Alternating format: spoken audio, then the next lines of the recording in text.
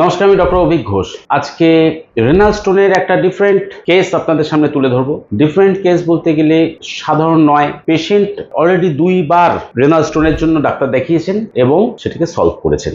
গতবার যখন ওনার renal stone ধরা পড়ে তখন আজ থেকে 3 বছর আগে আমরা হিস্ট্রি নিয়ে দেখেছিলাম। এরকম পেশেন্ট 3 বছর আগে আরজি করে গেছিলেন, তখন তার ব্যথা উঠেছিল, ডিটেকশন হয়েছিল যে তার রেনাল স্টোন আছে। আরজিকর থেকে বলুন, আপনি আরজিকর থেকে ওষুধ খাইয়েছিল কতদিন?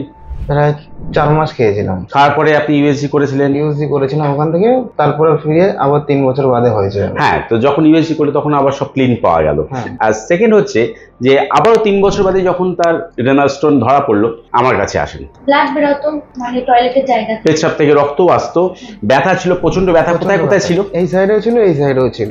দুটোই রেনাল অ্যাঙ্গেলে তার ব্যথা ছিল। এবং কতদিন ভুগছিলেন? প্রায় 1 মাস ধরে ভুগছিলাম। আচ্ছা, এবার বলুন, আমার ওষুধ দেওয়ার পরে ব্যথাটা কতদিনে কমেছে? 15 দিন। 15 দিনের ব্যথা কমেছে। আর রক্তটা?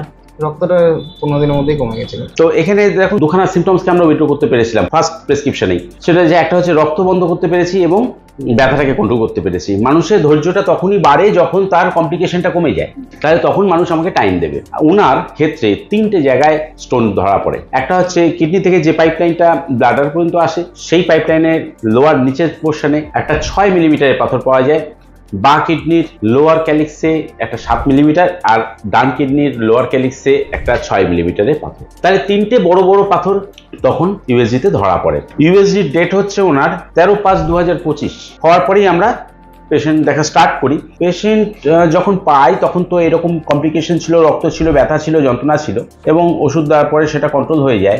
আজকে 2 মাস মাত্র কেটেছে, 2বারই ওষুধ দিতে পেরেছি এবং আজকে 2 মাস পরে তার রিপোর্ট নিয়ে এসছে। রিপোর্ট খুবই ভালো, একটা পাথরও আর নেই, সব ক্লিয়ার হয়ে গেছে। কিন্তু এখানে দেখুন, রেনাল স্টোন কন্ট্রোল করার জন্য যদি 100 জন পেশেন্ট আসে, তার মধ্যে প্রায় 80 জনই, মানে তাদের থেকেই যে রেকর্ডটা করা হয় তার একটা সমীক্ষা আছে যে কোন লেয়ারে বা কোন পজিশনে পাথর হলে সেটা কতদিনে মোটামুটি ছাড়তে পারে। একটা টেন্টেটিভ টাইম একটা ক্যালকুলেট করা যায়।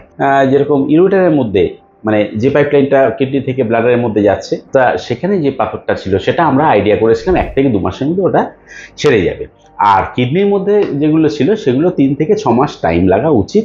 ইউএসজি তো উনি করে নিয়ে এসছেন, দেখছেন যে সব জায়গা থেকেই পাথরগুলো সরে গেছে বা নেই। আর অনেক সময় এই জিনিসটা হয় না, কারণ সমীক্ষা এটা বলছে না। সমীক্ষা আপনাকে বেশি কিছু গিফট করেছে হোমিওপ্যাথি, খুব কুইকলি জিনিসটাকে ক্লিয়ার করেছে। এবং এইটা ক্লিয়ার হয়ে যাওয়ার পরেও আমরা কিন্তু আরো 2-3 মাস ওষুধটাকে কন্টিনিউ করার জন্য সাজেস্ট করবো। কারণ ওনার কিন্তু একটা টেন্ডেন্সি আছে, গতবারও দেখো 3 বছর পর আবারও পাথর তৈরি হয়েছে কিডনিতে। কারণ ওনার লাইফস্টাইলে কিছু পরিবর্তন আছে, যে কারণে মোস্ট প্রবাবলি পাথরটা বারে বারে একই রকম জায়গায় তৈরি হচ্ছে। তাহলে এবার লাইফস্টাইলটাকেও চেঞ্জ করার চেষ্টা করি আর ওষুধটাকে আরো কন্টিনিউ করি। গভর্নমেন্ট হসপিটাল থেকে যখন রেনাল স্টোনের জন্য দেখলো তখন কতদিন টানা খেতে বলা হয়েছিল? 6 মাস কন্টিনিউ খেতে বলা হয়েছিল। 6 মাস। রিপোর্ট করার পর ওটা ক্লিয়ার এসেছিলাম হলো, হ্যাঁ, রিপোর্ট 3 মাসের মধ্যে ক্লিয়ার করে নিয়ে তারপর আর ওষুধ কন্টিনিউ করেনি।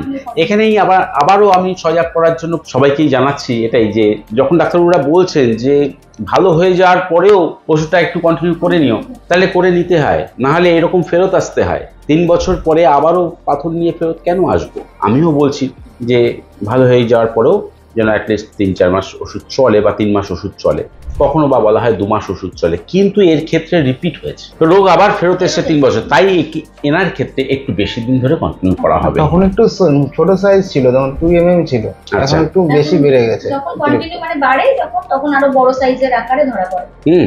6-7 মিলিমিটার করে ছিল, এখন আর কিছু নেই। এই ছিল পেশেন্টের একটা সুন্দর এভিডেন্স, যেটা রেনাল স্টোনের ক্ষেত্রে আমরা মাত্র 2 মাস ওষুধ দিয়ে আমরা যে 3টে পাথরকেই বার করতে পেরেছি। এই ইউএসজি রিপোর্টে সেরকমই এসছে। আর ওনার ব্যথা কিছুই নেই, সিমটমস অনুযায়ী জিনিসটা ক্লিয়ার, আর প্যাথোলজি অনুযায়ীও জিনিসটা ক্লিয়ার আছে। এনার ক্ষেত্রে আমরা কিছু ম্যানেজমেন্ট দিয়েছিলাম, যেরকম প্রচুর জল খাওয়ার, পার ডে 5 কিলোমিটার হাঁটা। না এক্সারসাইজ করলে কি আর জলের অ্যাপেটাইট তৈরি হবে? তাহলে জলটা খেতে গেলে তো একটু এক্সারসাইজও করতে হবে, একটু ঘাম ঝরাতে হবে, তবে না জলের তেষ্টা পাবে। তাহলে জল অ্যাটলিস্ট 5 থেকে 6 লিটার জল খাওয়ার জন্য বলা হয়েছিল। হাফ করে আনারস খাওয়ার জন্য বলা হয়েছিল। আনারস একদিন বাদে বাদে খাওয়া হয়। উনি আনারসটাও খেয়েছিলেন, সুন্দর রেজাল্ট পাওয়া গেছে। এইভাবে এগোতে হবে। আর কিছু হোমিওপ্যাথি ওষুধ ছিল, যেরকম কমন নর্মাল মেডিসিন বা ভেজিটেবলস ছিল, সেগুলোই ছিল। তাই দিয়ে মোটামুটি জিনিসটাকে কন্ট্রোল করা হয়েছে। যারা রেনাল স্টোনে ভুগছেন তারা অবশ্যই লোকাল হোমিওপ্যাথি ডাক্তারের সঙ্গে সম্পর্ক করবেন। হোমিওপ্যাথিতে কিছু আছে যেটা কিনা রেনাল স্টোনের ওপর সুন্দর কাজ করে এবং প্রতিটি ডাক্তারই সেটা জানেন।